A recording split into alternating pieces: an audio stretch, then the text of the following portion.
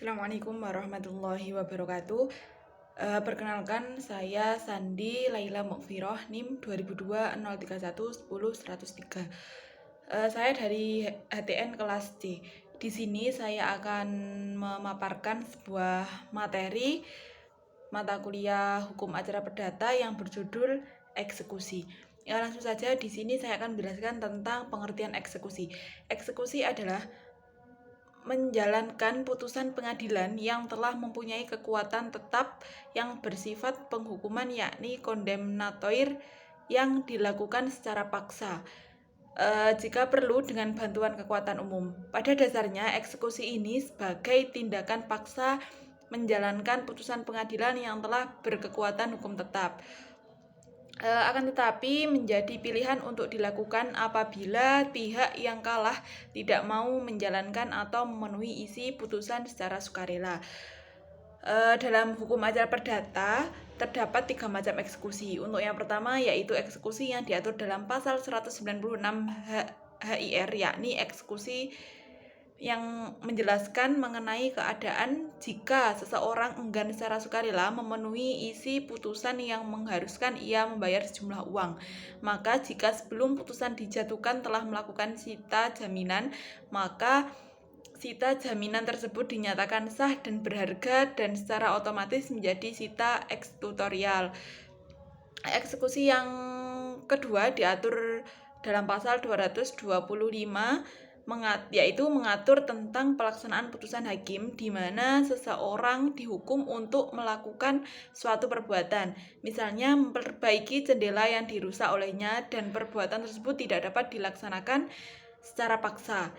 Menurut pasal tersebut pula, yang dapat dilakukan adalah menilai perbuatan yang harus dilakukan oleh tergugat dalam jumlah uang, lalu tergugat dihukum untuk membayar uang paksa, atau dalam bahasa Belanda disebut dengan dwangsom atau atrente, sebagai pengganti berdasarkan putusan hakim dan eksekusi real. Kemudian di sini siapa sih yang berhak mengajukan eksekusi dalam hukum acara perdata? Di sini yang pelaksanaan putusan hakim eksekusi dalam perkara perdata dilakukan oleh panitera dan jurusita yang dipimpin oleh ketua pengadilan negeri. Kemudian selanjutnya yaitu ada asas-asas eksekusi. Asas-asas eksekusi di sini saya tertera ada 4. Yang pertama ada menjalankan putusan yang telah berkekuatan hukum tetap. Yang kedua, putusan tidak dijalankan secara sukarela. Yang ketiga, putusan yang dapat dieksekusi bersifat kondemnatoir. Dan yang terakhir ada eksekusi atas perintah dan di bawah pimpinan ketua pengadilan. Selanjutnya yaitu proses eksekusi. Proses eksekusi yang pertama yaitu ada permohonan diajukan kepada ketua pengadilan negeri oleh pihak yang menang. Yang kedua ada pemanggilan, yakni KPN memanggil serta memberikan unmanning atau peringatan pada tergugat untuk melaksanakan isi putusan pengadilan dalam 8 hari sejak teguran. Kemudian yang ketiga ada perintah eksekusi. Perintah eksekusi dapat dilanjutkan ke tahap ini ketika peringatan diabaikan, yakni keluar surat penetapan perintah eksekusi.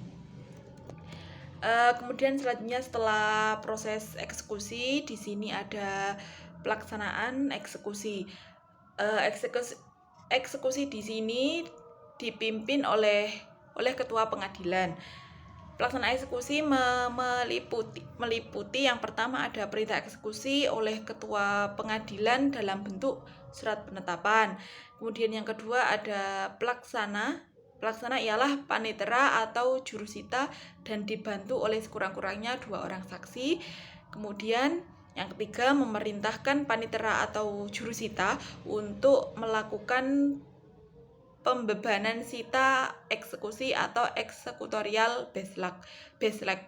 Yang terakhir ada pejabat yang melakukan eksekusi, pembuat berita acara eksekusi. Terima kasih, cukup sekian.